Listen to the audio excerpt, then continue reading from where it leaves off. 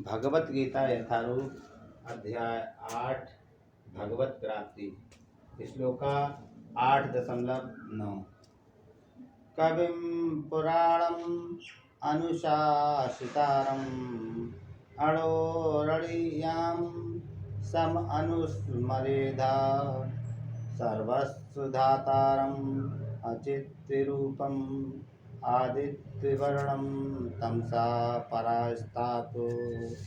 भावार्थ, मनुष्य को चाहिए कि परम पुरुष का ध्यान सर्वज्ञ, पुरातन, नियंता, लघुतम से भी लघुतर, प्रत्येक का पालन करता, समस्त भौतिक बुद्धि से परे, अचिंत तथा नित्य पुरुष के रूप में करे। वे सूर्य की भांति तेजवान हैं और इस भौतिक प्रकृति से परे दिव्य रूप है। तात्पर्य, इस श्लोक में परमेश्वर के चिंतन की विधि का वर्णन हुआ है। सबसे प्रमुख बात यह है कि वे निराकार या शून्य नहीं है। कोई निराकार या शून्य का चिंतन कैसे कर सकता है, यह अत्यंत कठिन है, किंतु कृष्ण के चिंतन की विधि अत्यंत सुगम है और तथ्य रूप में यहाँ वर्णित है। पहली बात तो यह है कि भगवान पुरुष हैं।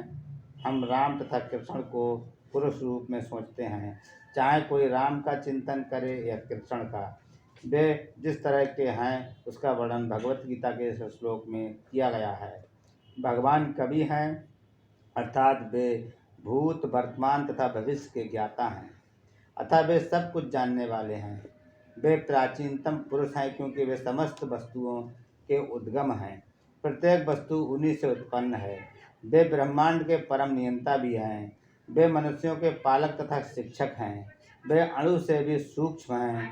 जीवात्मा बाल के अग्रभाग के 10,000वें अंश के बराबर हैं, किंतु भगवान अचित्त रूप से इतने लघु हैं कि वे इस अणु से भी हृदय में प्रविष्ट रहते हैं। इसीलिए वे लघुतम से भी लघुतर कहलाते हैं। परमेश्वर के रूप में वे परमाणु में तथा लघुतम के भी हृदय में प्रवेश कर सकते हैं और परमात्मा रूप में उसका नियंत्रण करते हैं। इतना लघु होते हुए भी वे सर्वव्यापी हैं और सबों का पालन करने वाले हैं। उनके द्वारा इन लोकों का धारण होता है।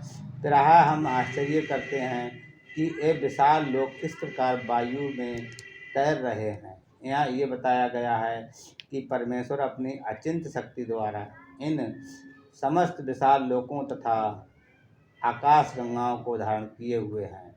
इस प्रसंग में अचिंत शब्द अत्यंत सार्थक है। ईश्वर की शक्ति हमारी कल्पना या विचार शक्ति से परे है, इसीलिए अचिंत कहलाती है। इस बात का खंडन कौन कर सकता है? वे इस भौतिक जगत में व्याप्त हैं, फिर भी इससे परे हैं। हम इसी भौतिक जगत को ठीक ठीक नहीं समझ पाते, जो आध्यात्मिक जगत की तुलना में नगण्य है। तो फिर हम कैसे जान सकते हैं कि इसके परे क्या है? अचिंत का अर्थ है इस भौतिक जगत से परे, जिसे हमारा तर्क, नीति शास्त्र तथा दार्शनिक चिंतन छू नहीं पाता और जो अकल्पनीय है। अतः बुद्धिमान मनुष्यों को चाहिए कि व्यर्थ के तर्कों तथा चिंतन से दूर रहकर वेदों, भगवत गीता तथा भागवत जैसे शास्त्रों में जो कुछ कहा गया है उसे स्वीकार कर लें और उनके द्वारा सुनिश्चित किए गए नियमों का पालन करें। इससे ज्ञान प्राप्त हो सकेगा। हरे कृष्णा।